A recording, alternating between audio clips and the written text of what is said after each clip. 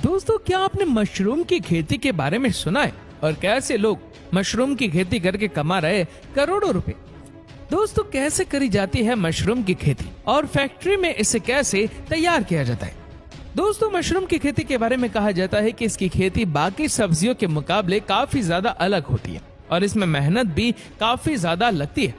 वही मशरूम काफी महंगा भी होता है। इसकी खेती के लिए सबसे पहले इसके सबस्ट्रेट को तैयार किया जाता है। इसके लिए गेहूं या चावल के सूखे तने यानी कि पराली को लिया जाता है, जो बंडल के रूप में होते हैं, जिसे आप यहाँ पे देख सकते हैं। इसके बाद इसे स्ट्रॉ को मशीन की हेल्प से गर्म पानी में डाला जाता है, जिसमें फार्मलिन और बाविस्टिन मिला होता है, और इसे डालने के थोड़ी देर बाद इन्हें इसी मशीन की हेल्प से निकाल लिया जाता है। अब आप कहेंगे कि आखिरकार इसकी क्या जरूरत है? तो आपको बता दें कि जरूरत है, क्योंकि इसमें कई तरह के बैक्टीरिया और माइक्रो ऑर्गेनिजम्स मिले होते हैं, जिसे पानी में डालने के बाद खत्म किया जाता है। अब आपको एक बात और याद दिला दे कि मशरूम की खेती के लिए इसी सबस्ट्रेट का इस्तेमाल किया जाता है, ना कि मिट्टी का। जब स्ट्रॉ की बंडल को गर्म पानी से निकाल दिया जाता है तो एक तरह की मशीन में इन्हें डालकर इसका भूसा तैयार किया जाता है। अब यहाँ पे आप देख सकते हैं कि कैसे ये मशीन इसे भूसे में कन्वर्ट कर देती है। इसके बाद इसमें और भी चीजें मिलाई जाती है, जिसमें सल्फर, चूना और घूसी होता है। वहीं इससे सबस्ट्रेट का पीएच भी नॉर्मल हो जाता है, जिससे मशरूम को उगाने में काफी मदद मिलती है।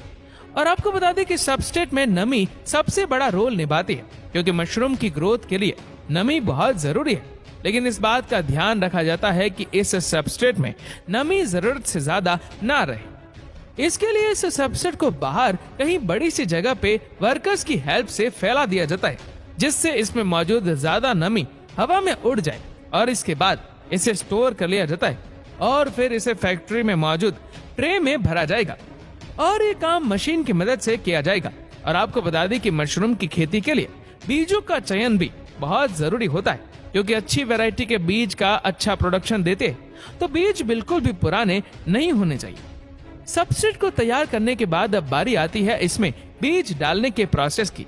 इसके लिए मशीन की हेल्प से बीजों को सबस्ट्रेट में मिला दिया जाता है, और मशीन इन बीजों को सबस्ट्रेट में मिलाने के बाद इन्हें कन्वेयर बेल्ट की हेल्प से आगे बढ़ा दी जाती है, और फिर इसे मशीन की हेल्प से एक तरह के ट्रे में फैला दिया जाता है। वहीं सबस्ट्रेट और बीज का रेशियो सही होना चाहिए, यानी कि टोटल सबस्ट्रेट में 3% बीज होना चाहिए। इसके बाद आगे के प्रोसेस में इन कैलोरी में मिक्सचर को बराबर कर दिया जाता है। वहीं इन ट्रे को मशीन की मदद से एक एक रो में सेट कर लिया जाता है। अब ये बात जानना जरूरी है कि मशरूम की खेती के लिए इस सबस्ट्रेट और बीज के मिक्सचर को एक जगह पॉकेट में भी रख सकते हैं, और इसी के साथ ही इसकी खेती के लिए बड़े कमरे बनाए जा सकते हैं, जिसमें पॉकेट में मशरूम की खेती की जा सकती है, और इसमें मिक्सचर की लेयर बनाने की कोई जरूरत नहीं होती है। वही इस बात का ध्यान रखा जाता है कि इसमें हवा ना लगे, नहीं तो इसकी नमी खत्म हो जाएगी। अब आपकी जानकारी के लिए बता दें कि मशरूम की खेती के लिए हीट को सबसे बड़ा दुश्मन माना जाता है, इसीलिए यहाँ पर इसकी खेती की जाती है वहाँ पर हीट कम से कम और नमी की मात्रा ज्यादा होती है।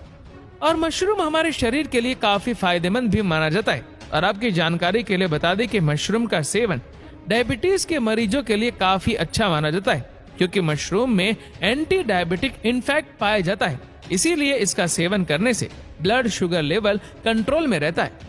लेकिन मशरूम का सेवन अधिक मात्रा में नहीं करना चाहिए, क्योंकि अधिक सेवन हेल्थ को नुकसान पहुंचा सकता है।